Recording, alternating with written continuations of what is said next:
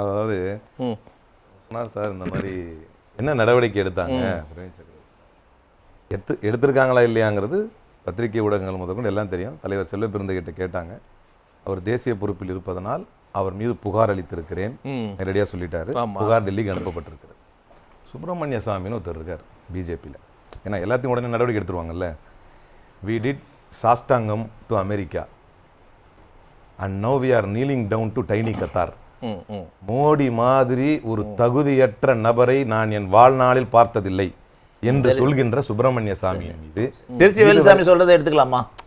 திருச்சி வேலுசாமி இன்னைக்கு சொல்ற இல்லங்க சுப்பிரமணிய பேசும்போது குறுக்கிட கூடாது. அவர் பேச அதே திருச்சி வேலுசாமி சொல்றதை நீங்க சேர்த்து சொல்லுங்க. ஓகே சொல்லிட்டீங்களா? அமைதியா இருங்க. அவர் முழுசா சேர்த்து சொல்லுங்க. பேசுங்க புகாரி. அவர் காங்கிரஸ்ல இருக்காரான்னு சேர்த்து சொல்லுங்க. சரி சொல்லுங்க. அவர் பேசிட்டு சொல்லுங்க புகாரி. இப்போ நான் வந்து நடவடிக்கை எடுக்கணுங்கிற பாயிண்ட்டை பேசவே இல்லை. ஏன்னா ஒரு விவாதத்துக்கு அழகு எந்த தளத்திலிருந்து பேசுறோங்கிறது புரிஞ்சு பேசணும். அதான் ஆர்குமெண்ட்டுக்கு அழகு. நீங்க என்ன சொன்னீங்க? ஒரு தேசிய கட்சியில் பேசுபவர்கள் மீது எல்லாம் நடவடிக்கை எடுத்துருவாங்களா? நான் என்ன சொன்னேன்? நடவடிக்கை எடுப்பார்கள், சில நேரத்தில் நடவடிக்கை எடுக்காமல் இருப்பாங்க. பிரவீன் சக்கரவர்த்தியை பொறுத்த வரைக்கும் எடுத்துட்டாங்க. நடவடிக்கை எடுக்காமல் இருப்பார்கள் என்பதற்கு அவங்க கட்சியிலிருந்து தான் உதாரணம் சொல்றேன். இல்ல என்ன எடுத்தாங்க? என்ன எடுத்தாங்க? ஐ மீன் நடவடிக்கை என்ன எடுத்தாங்க? எடுத்துட்டாங்களா? 2 முறை செல்வ பெருந்தகை புகார் இல்ல வரேன் சார். நான் தான் சார் நடவடிக்கை எடுக்காம கூட சில நேரத்தில் இருப்பாங்கன்னு சொல்லிட்டு அதுதான் சுப்பிரமணிய சாமி உதாரணத்தை சொல்றேன். சரியா? ஒரு இந்த விஷயத்தை பொறுத்த வரைக்கும் பிரவீன் சக்கரவர்த்தி மேட்டர் பொறுத்த வரைக்கும் நடவடிக்கைக்காக பரிந்துரைத்திருக்கிறார் மாநில தலைவர். இதுல அப்படி பாத்தீங்கன்னா தேர்தல் நடந்து முடிஞ்ச உடனே, பாராளுமன்ற தேர்தல் நடந்து முடிஞ்ச உடனே, இல்லை இந்த லாஸ்ட் எலெக்ஷன் நடந்து முடிஞ்ச உடனே தமிழிசை சவுந்தரராஜன் வந்து பேட்டி கொடுக்கும்போது சொன்னார், ஒழுங்கா ஏடிஎம்கேவோட கூட்டணி இருந்திருந்தா 35லிருந்து 40 சீட்டாவது ஜெயிச்சிருக்கலாம் அப்படின்னு. உடனே இது வந்து அண்ணாமலை எடுத்த முடிவுக்கு எதிராக அவர் பேசுறாரு அப்படின்னு நடவடிக்கை எடுத்துருவீங்களா? ஜாடையாக இதை நீங்கள் அண்ணாமலை தான் சொல்லிங்கன்னா இதை போய் நீங்கள் அவர்கிட்டே கேளுங்கன்னாங்க பத்திரிகையாளர் சந்திப்பில் அண்ணாமலை இது தமிழிசை சவுந்தரராஜன். ஸோ இதை வாய் புளித்ததோ மாங்காய் புளிச்சதுன்னு பேசிட்டு போயிடக்கூடாது. தேசிய கட்சியில் இருப்ப அவருக்குமே அந்த பொறுப்பு இருக்கும்னு நம்புகிறேன். ஏன்னா ஒரு தேசத்திற்கே ஜனநாயகத்தை சொல்லிக் கொடுக்கக்கூடிய இடத்துல இருக்கிறோம். ஒட்டுமொத்த தேசத்தையே சுதந்திரத்தை பெற்றுக் கொடுத்த கட்சி. இவர்கள் உருவாவதற்கு முன்னாலே இந்த மண்ணில் இருக்கக்கூடிய கட்சி. ராமச்சந்திர குகா தன்னுடைய புத்தகத்தில் எழுதுகிறார், அன்னைக்கு ஆங்கிலேயர்கள் பாடம் எடுக்கும்போது 4-5 பேர் இருந்துச்சு. இந்த இந்தியா பல பேர் கூறா பிரிஞ்சிருந்தாலும் நாங்கள்லாம் ஒத்துமையாக இருப்போம் 5 பேர் சொன்னாங்க. நான் அந்த பாடம் எடுக்கும்போது ஆங்கிலேய அதிகாரி அந்த 4-5 பேர் தன்னை இந்திய தேசிய காங்கிரஸ் என்று அடையாளப்படுத்தி கொண்டார்கள்னு சுதந்திரத்துக்கு முன்னால் இருந்து காங்கிரசுடைய ஈர்ப்பை பற்றி பேசுகிறார் ராமச்சந்திர குகா. இப்படி இருப்பதனால பல்வேறு தரப்பட்ட கருத்துக்கள் இருப்பது யதார்த்தம். எடுத்ததுக்குலாம் நடவடிக்கை எடுத்துவிட முடியாதுன்னு தான் நான் சொல்றேன். நடவடிக்கை எடுத்தீங்களான்னா அப்ப நடவடிக்கை எடுக்க முடியாது. என்ன லாஜிக்கல் கன்க்ளூஷனுக்கு வரலாம்? தலைவர் சொல்வதுதான் இறுதியானது, உறுதியானது. சரி, அப்ப எங்களுடைய மாநில தலைவர் தெளிவா சொல்றாரு. இன்சார்ஜ் அவர் தான் தலைவர் மாநிலத்தில் இருப்பாரு. ஆனால் தேசியத்துக்கும் தலைவருக்கும் மத்தியில வந்து சரியான முடிவுகள் எடுப்பதற்கான பொறுப்பில் இருப்பவர் இன்சார்ஜ். கிரீஷ் சோடங்கர் அந்த நிலைப்பாட்டை சொல்றாரு.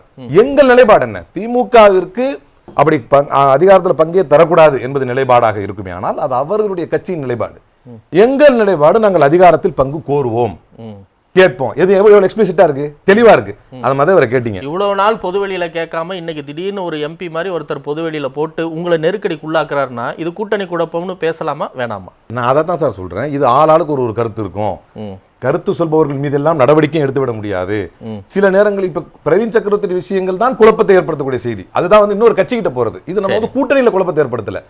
கூட்டணியில் கூடுதலா கேட்கணும், கூட்டணியில வந்து அதிகாரத்தில் பங்கு கேட்கணும் என்று சொல்வது கூட்டணியில் குழப்பத்தை ஏற்படுத்தலாம் கிடையாது. இன்னைக்கு மாணிக்க தாகூருக்கு திமுக முன்னாள் எம்பி அப்துல்லா இவர் RSS மாதிரி பேசுறாரு அப்படின்னு சொல்லி மாணிக்க தாகூரை பத்தி அது நீங்க அவர்கிட்ட தான் கேட்கணும். நீங்க ஆமா எங்க சரி, அப்ப இது குழப்பமா இல்லையா சொல்லிருக்காங்க. அவருக்கு குழப்பமா இருந்தால் அவர் தான் சொல்லணும். அவர் சொன்னார்ல இது நீங்க காங்கிரஸ் கேட்கணும்னு.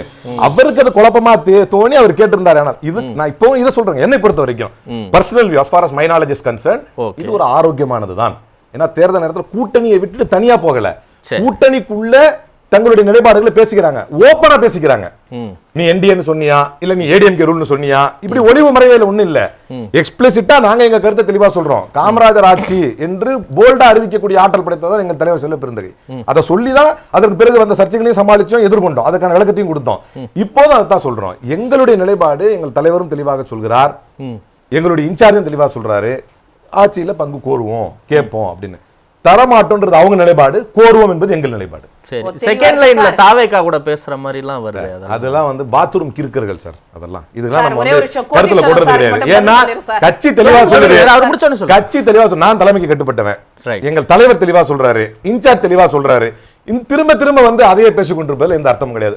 அப்ப பேசுறவங்க நடவடிக்கைக்கு நான் பதில் சொல்லிட்டேன். ஓகே, சில வார்த்தைகள் கோட்டீஸ்வரன் சார் சொன்னாரு 4.5 வருஷமா எனக்கு ரொம்ப போர் அடிக்குது, ஒரே கதையை பேசினா. ஒரு பிரதான எதிர்க்கட்சி மக்களுடைய பிரதிநிதிகள் நடக்கிற அவலங்களை கொண்டு போய் மக்கள் கிட்ட 4.5 வருஷம் சொல்லி கூட ஆட்சியாளர்கள் காதுல வெளியே சார். மாடு பிளாஸ்டிக் சாப்பிடுது, சிங்கத்துக்கு சாப்பாடு இல்ல, மின்வேலியில ஏன செத்து போகுது, நிர்வாக சீர்கேடு இருக்கு, 100% வரி உயர்வு, 150% கமர்ஷியலுக்கு போகுது, 67% மின்சார கட்டணம், எத்தனை புலம்பல் பண்ணாலும் ஆட்சியாளர் காதுல விழல. 11 நாள் வந்து ஆசிரியர்கள் போராட்டம் நடக்குது, செவிலியர்கள் போராட்டம், தூய்மை பணியாளர் போராட்டம், இத்தனையும் சொல்லி சொல்லி சொல்லி சொல்லி கூட அவங்க காதுல ஒலிக்கலையே. ஒருவேளை கோட்டீஸ்வரன் சார் சொன்னா அவங்க காதுல விழுமோ என்னவோ. ஒரே ஒரு விஷயம் என்னன்னா சொன்னார்ல யூபியோட கம்பேர் பண்றது, எனக்குமே விருப்பம் இல்ல. ஆனா தமிழ்நாடு தான் ஃபர்ஸ்ட்ல இருக்குன்னு சொல்லும் போது எந்த மாநிலம் ஃபர்ஸ்ட்ல இருக்குன்னு சொன்னேன்.